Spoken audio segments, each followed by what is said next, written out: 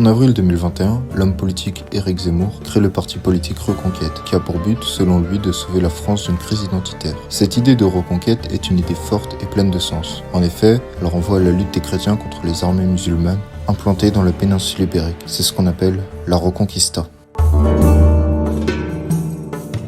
On situe traditionnellement le début de la Reconquista en 722, lors de la bataille de Covadonga, dans le nord de l'Espagne. Bataille quasi légendaire, où après maintes escarmouches, les troupes omeyyades durent se retirer. L'indépendance du royaume des Asturies, dernier bastion chrétien, fut assurée et l'expansion musulmane s'arrêta net après 20 années de conquête de la péninsule hispanique. La reconquête de ces territoires, elle, va prendre près de 8 siècles. On peut diviser cette période en 3 phases. La première, de 722 à 1085, est la phase dite omeyyade, dans laquelle nous inclurons la multitude de taïfas, petits royaumes musulmans issus de l'éclatement du califat de Cordoue. Deuxième phase, elle, débute en 1086, avec l'arrivée des Almoravides, une secte islamique berbère qui viendra en Espagne pour lutter contre les armées chrétiennes. La troisième phase commence en 1144 avec l'arrivée des Almohades en Andalousie. Nous la ferons prendre fin en 1492 avec la prise de Grenade. Le royaume des Asturies, dirigé par Pélage, est en 722 le dernier bastion de la chrétienté en Ibérie. Héritier du royaume visigothique de Tolède, il se voit confiné dans les montagnes de l'extrême nord. 739, Alphonse Ier devient le premier roi des Asturies. Profitant des divisions politiques musulmanes provoquées par leur défaite à Poitiers, il entreprend des campagnes militaires qui lui permettront de reprendre la Galice en 740 et le Léon 2 ans plus tard. Là-bas, il installe sa capitale et parvient à prendre le nord du Portugal avec la conquête de villes comme Porto ou Braga. Afin de ralentir une quelconque riposte musulmane et de ne pas disperser ses effectifs, il crée ce qu'on appelle le désert du Douro. Les villages conquis sont abandonnés, les populations musulmanes sont éliminées et les chrétiens, eux, sont déplacés en Cantabrie, contribuant fortement au développement de la région. Il faudra attendre le 9e siècle pour que cette région soit repeuplée par les chrétiens des Asturies ou bien des Mozarabes. Les Mozarabes, ce sont les chrétiens vivant sous domination musulmane. Ils sont arabisés et suivent le rite de Saint Isidore de Séville. Ces derniers subiront au 9e siècle une grande persécution dans l'émirat omeyyade.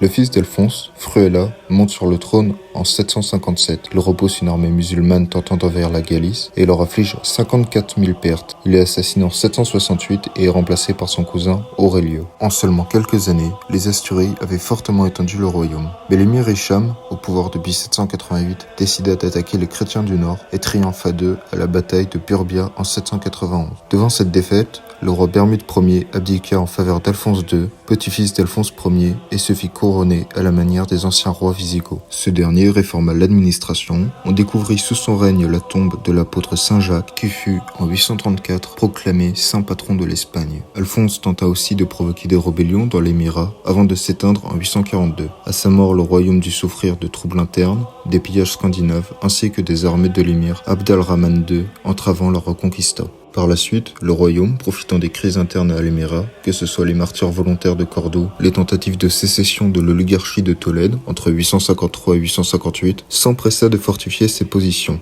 Et en 862, l'Alava, région vasconne, passa sous le contrôle asturien. 878, Alphonse II prend Coimbra, au Portugal. En 883, il vainc une nouvelle fois les troupes musulmanes, forçant l'émir à conclure une paix. À sa mort, en 910, le royaume est divisé entre ses 3 fils. Le royaume des Asturies vit alors ses dernières années. Il est remplacé en 925 par les royaumes de Léon et de Galice. Le Xe siècle est pour les chrétiens un siècle défavorable, avec la fracturation du royaume des Asturies, des révoltes, de nombreuses défaites face aux troupes omeyyades, comme le pillage de Léon en 988 ou de Saint-Jacques de Compostelle en 997.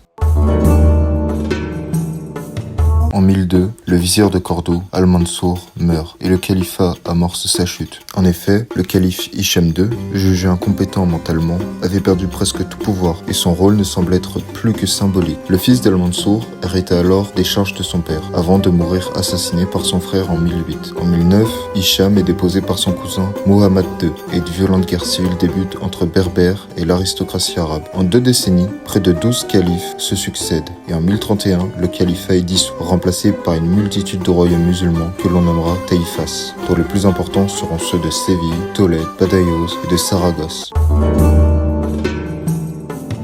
A contrario, chez les chrétiens, on assiste à une unification de la Galice, de Léon, qui passe sous le contrôle du roi de Castille, Ferdinand Ier, en 1038. De la même façon, le comté de Barcelone est créé, unifiant les différents territoires catalans autrefois indépendants. De nombreuses taïfas sont alors contraintes de payer un tribut au roi chrétien, en échange d'une protection. Ainsi, Badajoz, qui englobe une grande partie du Portugal actuel, devient tributaire de la Castille. À la mort de Ferdinand Ier, en 1065, son royaume fut partagé entre ses 3 fils. Sanché obtint la Castille, Alphonse VI le Léon et Garcia la Galice. Mais l'aîné, Sanché, conquit les terres de ses frères afin de réunir les terres de son père. Il mourut en 1072 et son frère Alphonse le succéda. Beaucoup suspectèrent qu'il était coupable de fratricide et on exigea de lui un serment d'innocence. Il se rapprocha du pape Grégoire VII en promettant de soumettre son royaume à Saint-Pierre et en rejetant la liturgie visigothique pour adopter la liturgie romaine. En 1085, Alphonse VI reprit Tolède, l'ancienne capitale du royaume avant l'invasion musulmane de 711. La reconquête de cette ville était un symbole fort pour le royaume, mais aussi pour tous les chrétiens d'Espagne, car Tolède avait accueilli plusieurs conciles. Le roi y fit alors ériger une grande croix et se proclama avec la bénédiction du pape empereur de toute l'Espagne par la grâce de Dieu.